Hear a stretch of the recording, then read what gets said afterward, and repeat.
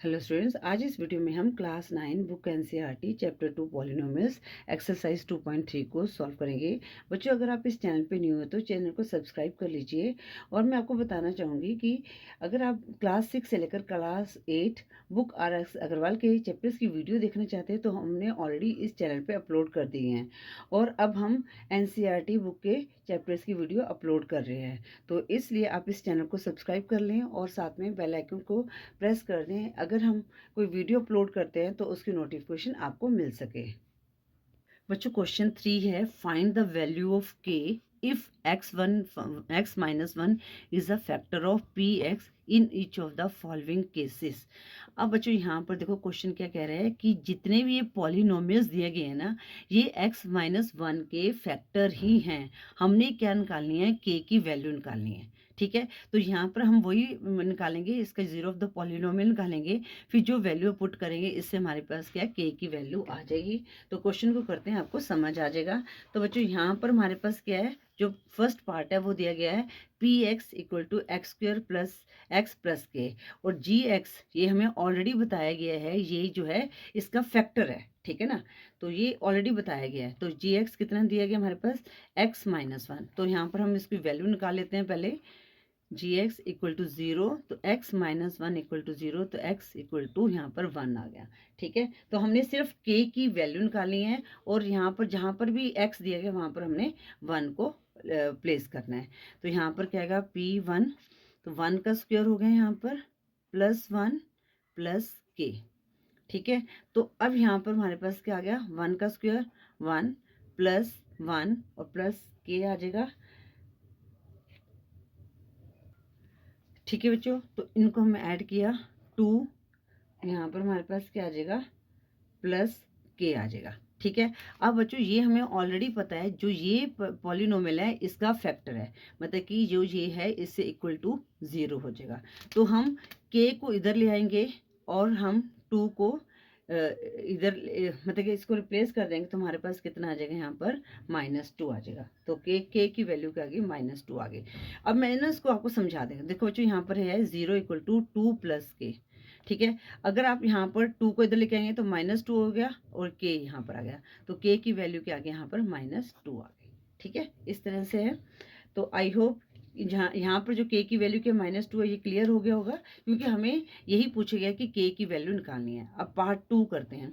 Part 2 में दिया गया है P X equal to 2x² plus K X plus √2।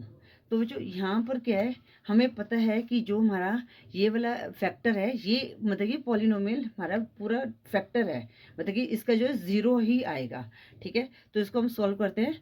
तो यहाँ पर इसको अगर आप करके दिखाना चाहते हो करके दिखा सकते हैं। जी एक्स हमारे पास क्या है, x-1 है, तो let G X equal to 0, तो x-1 इक्वल टू 0, तो x की वैल्यू क्या है, 1 है। तो यहाँ पर लिखेंगे 2 1 का स्क्वायर प्लस के 1 प्लस √2। अब 2 इंटू 1 1 आएगा, प्लस यहाँ पर के आ गया, प्लस √2 आ गया। अब हमें पता है कि ये हमारा इसका फैक्टर है, तो इसका मतलब यहाँ पर 0 आएगा। ठीक है, अब हमने के की वैल्यू निकालनी है, तो आप ऐसे करें, ये जो वैल्यू है बिना के की इधर आ जाएगी -2, और यहाँ पर ये क्या है, -√2। तो क्योंकि ये प्लस के इधर आके माइनस हो गया और ये प्लस के इधर आके माइनस हो गया, यहाँ पर आ गया के। ठीक है, तो इसको हम इस तरह से लिखते हैं, के इक्वल टू -2 -√2। ये हमारे के की वैल्यू आ गई, जो पार्ट 2 है। आई होप ये क्लियर हो गया। अब पार्ट 3 करते हैं। पार्ट 3 में क्या दिया गया है, पी एक्स इक्वल टू के एक्स स्क्वायर -√2x प्लस 1।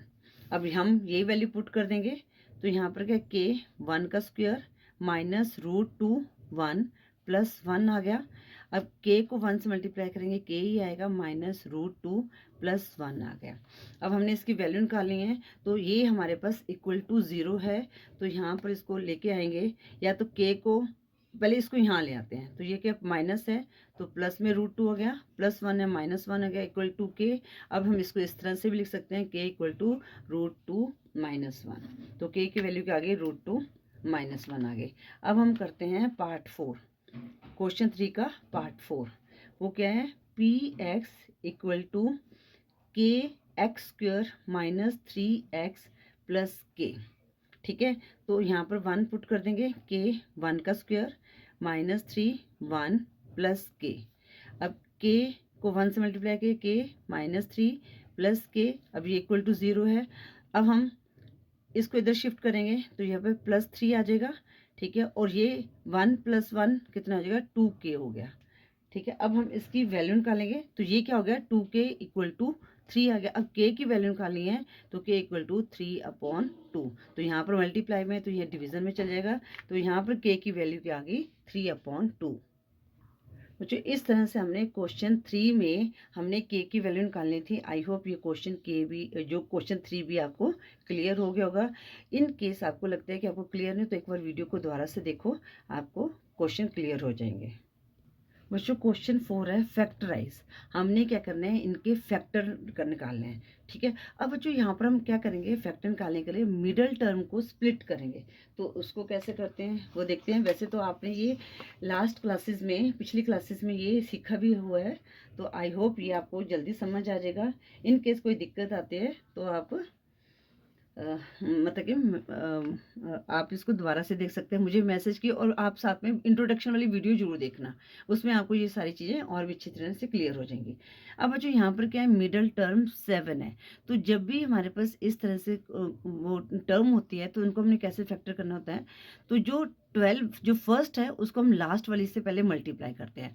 अब 12x² को हमने 1 से मल्टीप्लाई किया तो हमारे पास क्या आया, 12x² आ गया।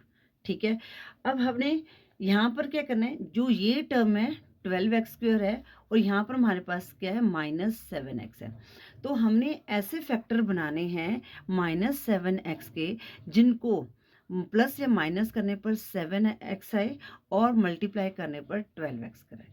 और बच्चों अगर आपको देखो डायरेक्ट बना सकते हैं तो वेल एंड गुड, आप अच्छे बना सकते हैं। अगर नहीं बना सकते हैं, देखो अब यहाँ पर क्या है, अब पहले तो 12 किसके होता है, 4 3 12, और 4 में 3 को हम ऐड करें तो हमारे पास क्या आता है, 7 आ सकता है। ठीक है, अगर आपको इस तरह से बना सकते हो तो बना लीजिएगा। ठीक है, अगर नहीं बना सकते तो आपने क्या करना है, यहाँ पर क्या है, 12 है, 12 को इस तरह से फैक्टर बनाना है। 2 6 12, 2 3 6। ठीक है, अब हमारे पास क्या आ गया, 2 2 4, तो आपने देखा 4 3 12 हो गया। तो 4 + 3 7 भी होता है। ठीक है, इस तरह से हमने बना देने हैं। अगर 3 2 6 है तो 6 2 12 तो आता है, पर 6 + 2 कितना आता है, 8 आता है, तो उसको नहीं हम ले सकते। तो इसी तरह से एक हमारे पास इस तरह से करने से हिंट मिल जाता है। ठीक है, तो मैं आपको इसी मेथड से इसको एक्सप्लेन करूंगी। तो बच्चों यहाँ पर क्या है, -7 है, तो हम क्या करेंगे, -4 -3। ठीक है, तो हमारे पास क्या आ जाएगा, 7 आ जाएगा। अगर हम -4 को मल्टीप्लाई -3 कर देंगे तो हमारे पास क्या आ जाएगा, +12 आ जाएगा। तो हम क्या लिखेंगे, 12x² एज इट इज, और यहाँ पर लिखेंगे -4x -3x, और यहाँ पर हम 1 ही लिखेंगे। ठीक है, ये हमने फैक्टर बनाने के लिए हमने इसको मल्टीप्लाई किया था फर्स्ट टर्म को। अब बच्चों यहाँ पर हम क्या करेंगे, हमारे पास एक ये टर्म बन गई, एक ये टर्म बन गई। अब इनमें से हमने कॉमन को चूज करना है। तो यहाँ पर क्या, 4 के टेबल में 12 आता है, 4 आ गया। अब बच्चों यहाँ पर क्या, x² और x है, तो x को भी हम कॉमन ले सकते हैं। 4 3 कितना होता है, 12, और एक x यहाँ पर कट गया क्योंकि x² है, पावर डिवाइड कर रहे हैं तो पावर जो है माइनस हो जाती है। 2 में से 1 माइनस किया तो 1 पावर आ गई, तो 3x आ गया। माइनस का साइन, 4x से 4x कट गया तो यहाँ पर 1 आ गया। ठीक है, अब यहाँ पर देखो कोई कॉमन नहीं है, तो यहाँ पर हम माइनस का साइन लगाएंगे तो 1 को कॉमन ले लेंगे, और यहाँ पर 3x है, और यहाँ पर प्लस है, यहाँ पर माइनस का साइन आ जाएगा। तो अब हम इसके बना लेंगे, एक ये पेयर बन गया क्योंकि ये तो कॉमन हो गया। ठीक है, तो 3x - 1 तो हो गया, तो यहाँ पर दूसरा फैक्टर क्या आना है, 4x - 1। ये हमारा आंसर आ गया। है ना क्वेश्चन इजी, आई होप ये आपको क्लियर हो गया होगा।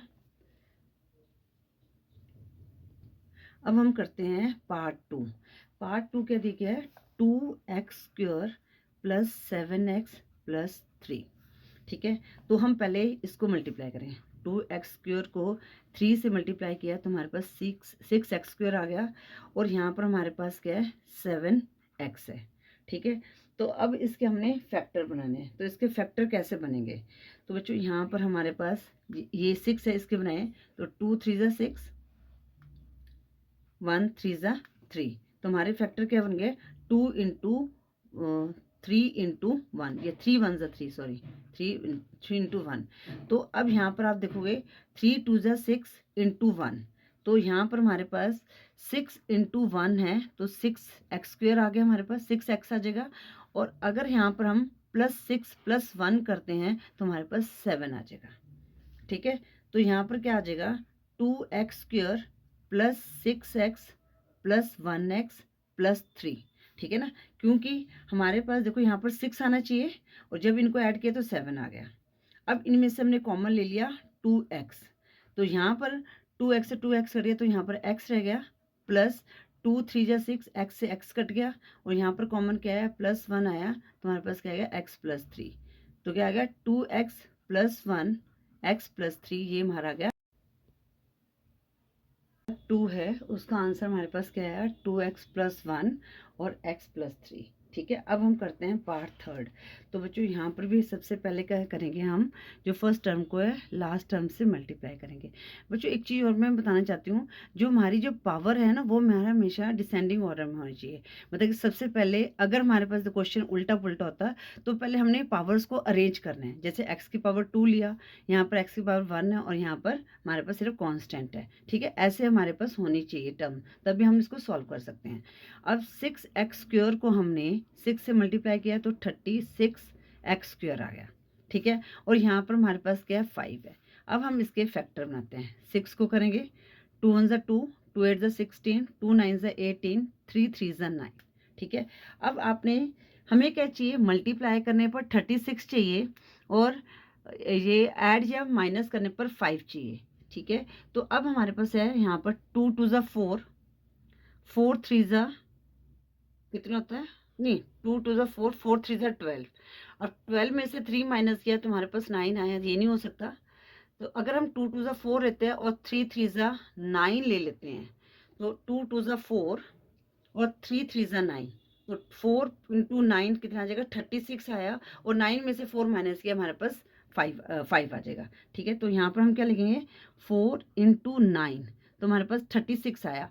अब यहाँ पर क्या है प्लस का साइन है। बच्चों यहाँ पर एक चीज़ है, ये साइन भी लेना है हमने, -36 आना चाहिए, तो हम क्या करेंगे माइनस माइनस। अब यहाँ पर एक एक डिजिट हम प्लस का ले लेंगे, एक माइनस का ले लेंगे। अब यहाँ पर भी एक चीज़ का ध्यान रखना है, यहाँ पर क्या है +5 है, तो हमारे पास जो बड़ा वाला डिजिट के 9 है उसके साथ प्लस का साइन होना चाहिए और छोटे वाले डिजिट के साथ -4 होना चाहिए। ठीक है, तो यहाँ पर 9 में से 4 माइनस किया तो हमारे पास +5 आया, तो इसलिए साइन का भी थोड़ा सा ध्यान रखना है आपने। और यहाँ पर 9 4 ज़ा 36 होता है और प्लस माइनस माइनस हो गया, तो हमारे पास क्या आ गया 6x² + 9x - 4x + 5, ये हमारे पास आ गया, प्लस सॉरी -6 आएगा यहाँ पर, है ना -6।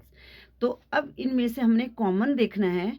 ठीक है, तो यहाँ पर कॉमन क्या होगा बच्चों, 3 के टेबल में 6 भी आता है 9 भी आता है, और दोनों के साथ x है तो x को भी हम कॉमन ले लेंगे, तो 3 2 ज़ा 6 और x से x कट गया तो x रह गया, प्लस 3 3 ज़ा 9, तो ये x से x कट जाएगा।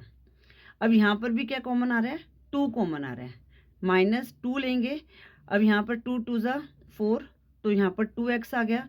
अब यहाँ पर minus plus minus minus plus हो गया और 2 3 ज़ा x आ गया, 2 3 ज़ा 6 आ गया। ठीक है, तो 3x - 2 ये दोनों कॉमन है तो इसको हम एक ले लेंगे। तो जो पार्ट 3 है उसका आंसर क्या है 3x - 2 2x + 3, ये हमारे इस इक्वेशन के जो है पॉलिनोमियल के फैक्टर बन गए। अब हम पार्ट 4 करते हैं। पार्ट 4 क्या है 3x² - x - 4। अब इसको ध्यान से करते हैं, तो हमारे पास क्या है 3x² को -4, हमने साइन का भी ध्यान रखना है। ठीक है ना, तो यहाँ पर कितना है -12x² आ जाएगा, और यहाँ पर क्या है -1 है। ठीक है, तो यहाँ पर हमारे पास क्या है -1 है, तो हमें क्या चाहिए कि यहाँ पर मल्टीप्लाई और करने पर 12 आए और प्लस या माइनस करने पर यहाँ पर 1 आए। ठीक है, अब आप 12 के फैक्टर बना सकते हैं इस तरह से करके, 2 6 ज़ा 12, 2 3 ज़ा 6।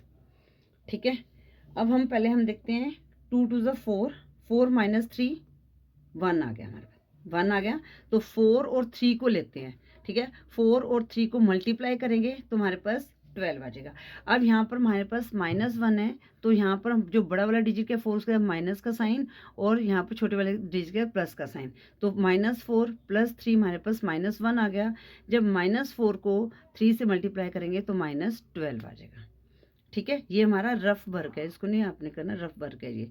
तो हम क्या करेंगे, 3x², यहाँ पर लिखें -4x माइनस +3x, और यहाँ पर ये टर्म, यही टर्म लिखेंगे यहाँ पर -4, राइट। अब यहाँ पर हम देखेंगे कि यहाँ पर कॉमन क्या है बच्चों, यहाँ पर कोई कुछ कॉमन नहीं है, सिर्फ x कॉमन है। x ले लिया यहाँ पर, तो यहाँ पर क्या आ जाएगा, 3x आ गया, और यहाँ पर माइनस का साइन, तो यहाँ पर हमारे पास क्या आ गया, 4 आ गया।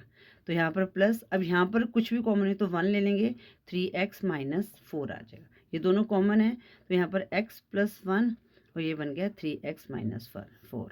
तो पार्ट 4 की जो इसके ये क्या फैक्टर बने, x + 1 और 3x - 4, ये पार्ट 4 के फैक्टर बने।